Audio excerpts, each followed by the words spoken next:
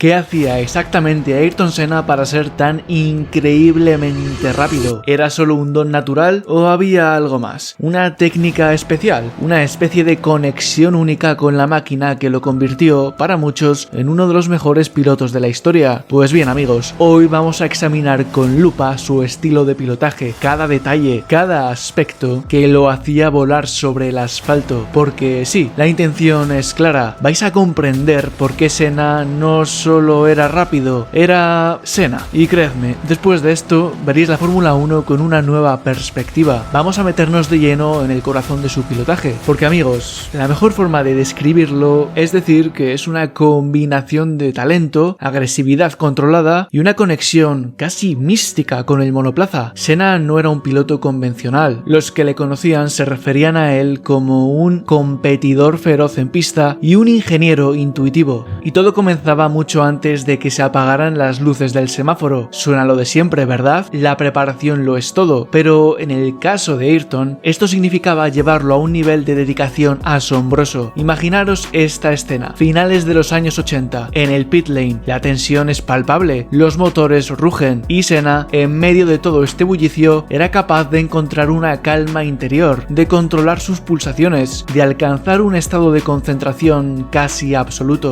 No era extraño verle retrasar su salida a pista unos instantes, buscando ese punto exacto de equilibrio mental antes de salir a darlo todo. Y no era fruto de la improvisación. Fue de los primeros en trabajar con psicólogos deportivos, practicaba la meditación y técnicas de respiración para fortalecer su mente. El objetivo, convertirse en uno con el coche, sentir cada vibración, cada matiz del asfalto, cada cambio en el comportamiento del monoplaza. Y vaya si lo conseguía. Hablaba de alcanzar un flujo o un flow en inglés, un estado en el que sus habilidades naturales tomaban el control, donde todo parecía suceder sin esfuerzo aparente, como si el coche y él fueran una sola entidad, danzando al límite. Incluso se ha comentado que hablaba consigo mismo durante las carreras, no por excentricidad, sino como una estrategia para mantenerse alerta, concentrado, en esa zona de máximo rendimiento. Una dedicación total, una búsqueda constante de la perfección que, según él mismo admitía, sentía que nunca alcanzaba por completo. Imaginad ese nivel de autoexigencia. Pero no solo era mentalidad, que también era fundamental, era un estudioso de la técnica, casi un ingeniero que se había metido a piloto. Su feedback técnico era vital para los equipos. No se limitaba a decir el coche subvira o le falta agarre. Senna dedicaba horas a las reuniones técnicas, analizando cada detalle de la configuración. Pedía ajustes precisos, como variaciones en la presión de los neumáticos, y se aseguraba de que los ingenieros comprendieran perfectamente sus indicaciones. Revisaba datos y notas con minuciosidad, dedicando tardes enteras a entender el comportamiento de su máquina. Y claro, los resultados eran evidentes. Después de aplicar los cambios basados en sus sensaciones y análisis, no era raro que mejorar sus tiempos de forma significativa en clasificación. Unas décimas en la Fórmula 1, como bien sabéis, son un mundo. Un ingeniero de la época lo recordaba así. Estaba realmente interesado en ver nuestros datos. Se comparaba a sí mismo constantemente con Prost o Berger y podías ver dónde podían ser más rápidos. La siguiente vez que salía, se aseguraba de ser más rápido en esa sección del circuito. Era revolucionario. Entendía lo que el coche necesitaba incluso antes de que la telemetría fuera tan avanzada como hoy. Esta colaboración tan estrecha con ingenieros como Neil Otley o Steve Nichols fue clave para desarrollar coches que se adaptaban perfectamente a su estilo, contribuyendo a sus 41 victorias y 65 poles. Ahora hablemos de lo que sucedía en la pista, porque ahí es donde Senna forjaba su leyenda. Hablando de leyendas, en este canal hay 11.000 que se decidieron suscribir. ¿Quieres unirte a ellas? Venga, dale a ese botón. Si hay una palabra que define su estilo, esa es agresividad, pero no una agresividad temeraria, sino calculada, precisa. Cuando Senna veía una oportunidad, por pequeña que fuera, iba por ella. Martin Brundle lo resumió muy bien. Si estabas delante de él y se lanzaba por el interior de una curva, o te apartabas o ibas a tener un toque. Senna había convertido el no ceder ni un centímetro en un arma psicológica. Los rivales sabían que si Ayrton metía el morro, era mejor darle espacio, porque él no iba a levantar el pie. Él mismo decía que sus adelantamientos solo eran un riesgo si dudaba de sí mismo, y la duda no parecía formar parte de su vocabulario en la pista. Esta mentalidad de ataque era evidente en sus frenadas. Senna solía frenar muy tarde y de forma muy decidida, aunque, y esto es interesante, obstante, algunos expertos sugieren que, en contra de la creencia popular, Senna a veces frenaba un poco antes y con una presión inicial menor que otros. ¿Parece contradictorio? No tanto. Lo hacía para mantener una velocidad de paso por curva muy elevada. Luego, inmediatamente después, aplicaba el acelerador de forma temprana y con una contundencia que hacía que el motor entregara la potencia de una manera muy característica, produciendo ese sonido distintivo al salir de las curvas. Esa técnica de acelerador es, para muchos, una de las claves de su velocidad. Su sello personal consistía en modular el acelerador con múltiples y rápidas pulsaciones en mitad de curva, en lugar de aplicarlo de forma progresiva y suave, como dictaban los cánones de la época, defendidos por pilotos como Jackie Stewart, quien afirmaba que un piloto nunca debía pisar el acelerador hasta estar completamente seguro de no tener que levantarlo. Senna interpretaba esa regla a su manera y le funcionaba a las mil maravillas. Pero, ¿de dónde surgió esa técnica? Inicialmente, algunos pensaron que la desarrolló durante la era de motores turbo, es decir, 1984 a 1988, como una forma de mantener el turbocompresor girando a altas revoluciones y minimizar así el retraso en la entrega de potencia al salir de las curvas. Sin embargo, esta teoría se cuestionó al observar que Senna ya utilizaba una técnica muy similar durante sus años en el karting a finales de la década de 1970. Sí, mucho antes de su llegada a la Fórmula 1. El propósito y los efectos de la técnica de acelerador de Senna eran múltiples. Se cree que esta modulación constante le permitía sentir de forma intuitiva el límite de agarre disponible en cada momento, ajustando continuamente el ángulo de rotación del coche mediante sutiles variaciones en la presión del acelerador. En una época donde los sistemas electrónicos de control de tracción aún no existían en Fórmula 1, esta técnica podría haber funcionado como una forma de control de tracción humano, permitiendo a Senna mantener el coche al borde del deslizamiento de manera instintiva. Además, se ha sugerido que este uso activo del acelerador facilitaba un mayor control del coche en la fase media de la curva, permitiéndole equilibrar el chasis en situaciones de sobreviraje y mantener la tracción deseada. Ahora hablemos de las curvas, porque no podemos olvidar su maestría con la frenada y la trazada. Era un experto del punta tacón, esa maniobra de dioses que implica usar los tres pedales a la vez para reducir marchas de forma suave y eficiente mientras frenas, manteniendo el motor en el régimen óptimo para salir escopeteado. A veces incluso daba pequeños toques intermitentes al freno en mitad de la curva para transferir peso al eje delantero y ayudar al coche a girar. En cuanto a la trazada, tenía una comprensión casi sobrenatural de la dinámica del coche. Podía optar por entradas un poco más anchas de lo normal para priorizar la salida y la rotación del coche, y con su magia en el acelerador podía corregir y ajustar la trayectoria en pleno apoyo. Se decía que era capaz de encontrar múltiples trazadas igual de rápidas en una misma curva, una locura que demuestra su profunda conexión con el límite. No veía la frenada, el vértice y la aceleración como fases separadas, sino como un todo fluido y continuo. Hay una anécdota brutal de Mónaco. Después de una carrera, explicó que había podido corregir su trazada como si se hubiera salido del coche para observarse desde fuera. Increíble, un nivel de conciencia y control mental que escapa a la comprensión de los mortales. Pero si había un escenario donde Senna pasaba de ser un genio a ser un dios, ese era el agua. El rey de la lluvia le llamaban, y con razón. Cuando aparecían las nubes y el asfalto se convertía en una pista de patinaje, Ayrton sacaba a pasear su sexto sentido para encontrar agarre donde otros solo veían un suicidio. Su técnica de pulsaciones cortas del acelerador cobraba aún más importancia aquí, permitiéndole mantener la estabilidad y la tracción mientras el resto luchaba por no acabar contra el muro. Y su valentía, su disposición a asumir riesgos calculados cuando los demás aflojaban, marcaba la diferencia. Las exhibiciones en mojado son para enmarcar. Mónaco 84, con un Toleman que era un hierro, remontando desde el puesto 13 hasta el segundo bajo un diluvio universal, y casi le gana a Prost si no paran la carrera. Su primera victoria, Portugal 1985, también en mojado, liderando desde la pole y metiéndole más de un minuto al segundo, doblando a todos menos a Alboreto. Pero la actuación que define su leyenda en lluvia es, sin duda, Donington 93, pista empapada, sale quinto y al final de la primera curva ya va primero,